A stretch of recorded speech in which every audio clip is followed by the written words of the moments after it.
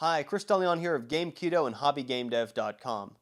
And as always, my message here is originally inspired by situations that new game developers run into, but in this case, it's also going to apply to people who aren't making video games. I think it's a more general kind of life message. And it's just going to be a short, I think, pretty rational explanation for why these things work that you've heard maybe branded before as the secret, as the power of positive thinking, as sort of Tony Robbins' classic hour of power approach to sort of envisioning problems.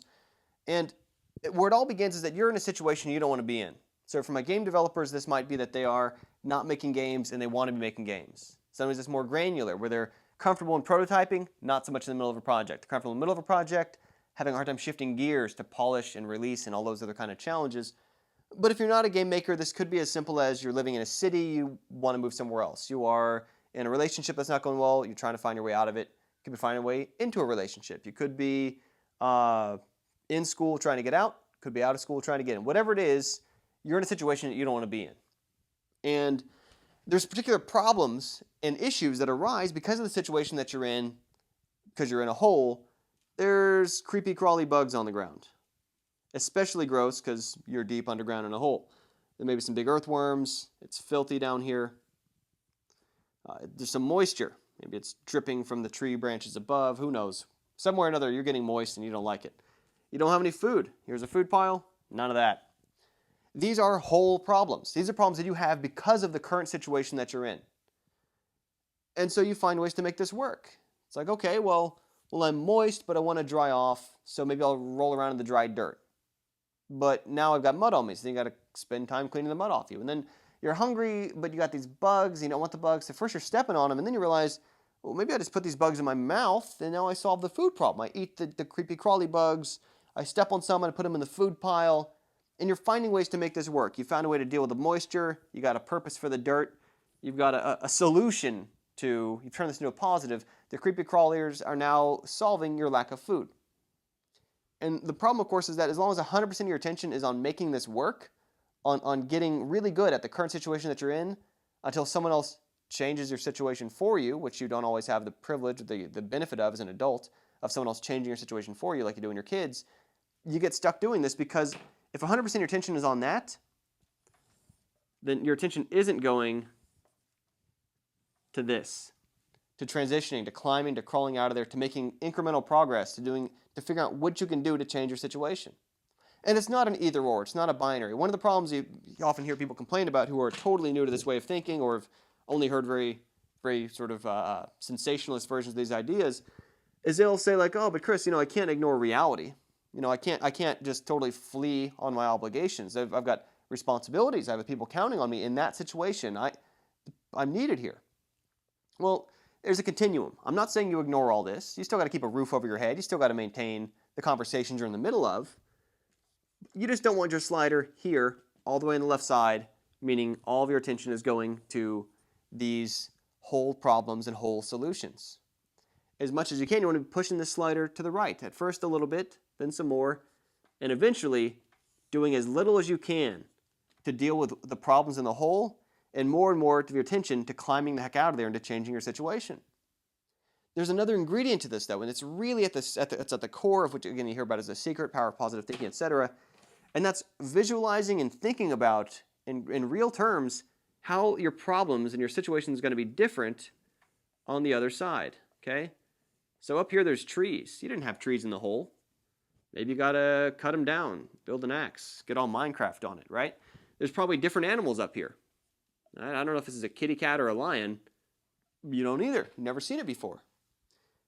And what happens to people is in addition to all their time and attention and energy being sapped up on the current situation that they're in and the current way to deal with the problems of making it work, finding a way to eke by in a situation they don't want to stay in, is when they do finally start to make that transition, a couple things happen. One, and this is almost a better one than the second situation, one is that you make your way to the top, you're on the cusp, you can make that transition and you get scared because it's unfamiliar, because you're not prepared for it, because you've never seen a tree before, you don't know how to cut it down, you don't know what it is, you haven't seen one of these. You even begin to rationalize things that are going to lock you into place to make it harder for you to climb up that transition. That's the other problem you have, where it's like, okay, well, I've heard about that, and from what I hear, there's not as many creepy crawly bugs for me to eat. What am I going to do for food? You got a routine. This works. You know how to make this happen. You're getting good at this. And you're going to have to shift from being good at this to being bad at that for a little bit before you can kind of rebalance. And you have to trust that when you get up here, you're going to be able to handle that. That just as much as you made this work, this wasn't a good situation that you made work. But you were competent enough that when you're in that situation, you had to make it work, you found a way to make it work, same deal. You've got to trust that when you get up here, you're a competent enough individual that you're going to figure that out and find a way to make it work, right?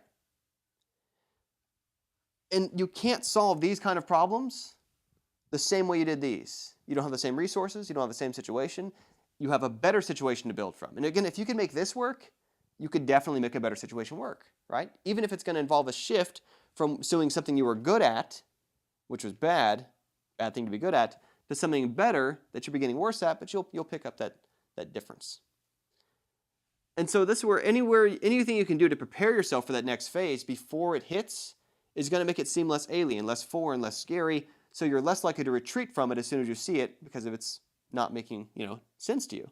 And so if you're not making games, and you know you want to be making games, for example, if you start learning programming of any kind, not even game programming, any programming at all, or if you start making digital art, not just art assets for games, any digital art at all, preparation and those kind of skills will make this territory familiar or less strange to you when you reach it, when you start to make games and you transition into doing it, because you already go into it with some idea of what this is and how it works, and some idea what that is and how it works. And you're already ready to deal with some of the little challenges there. It's not completely alien, which you just want to retreat and run back to what you know how to do where you're comfortable. And so, again, part of this transition, in order to overcome the obstacles and the self-sabotage and the barriers and the fears that you put in your own way towards changing your situation, involves doing whatever you can to prepare your mind, to visualize, to think through, to read about, to study a little bit about what's it going to be like over here. And it's not about daydreaming. It's not about just putting your mind in the future where you're not yet. You still got to deal with reality, but it's a continuum. It's a slider. You just want to get less on the end of being stuck on these petty local situations and accept that, okay, you're going to have to have some changes. You're going to solve these situations when they arise. And, even outside of games, so I've got people I know who they're not happy with where they're living.